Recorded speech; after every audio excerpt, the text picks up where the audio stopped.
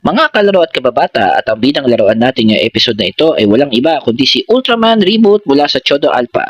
Halika't buksan natin at makita natin ang laman sa loob at bumungad sa akin ang kanyang katawan, ang kanyang mga accessories, at ang kanyang ulo na talagang makintab at napakaganda ng pagkakagawa.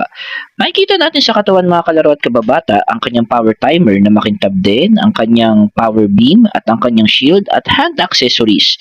Kung makikita natin mga kalaro at kababata, kinabit ko na po ang kanyang shield accessories mula sa kanyang braso at excited na ako na makabit to kasama ng kanyang ulo. At kung makikita natin mga kalaro at kababata, ang kanyang physical features ay talagang napaka-cool at astig. At kung makikita natin mula sa kanyang articulation, ginalaw-galaw ko ang kanyang ulo, ang kanyang mga braso, at pati ang kanyang mga katawan.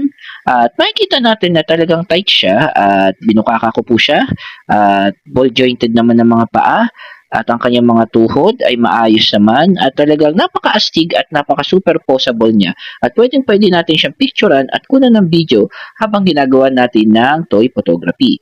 At kung makikita natin mga kalaro at kababata, talagang napaka-amazing at napaka-astig talaga ng laruan na ito.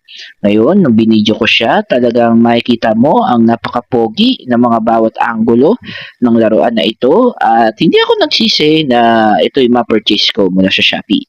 At kung makikita natin mga kalaro at kababata, si Ultraman Reboot na ito ay isa sa mga pinaka-astig na Ultraman na pwede nating ipang-partner sa iba pang mga Ultraman.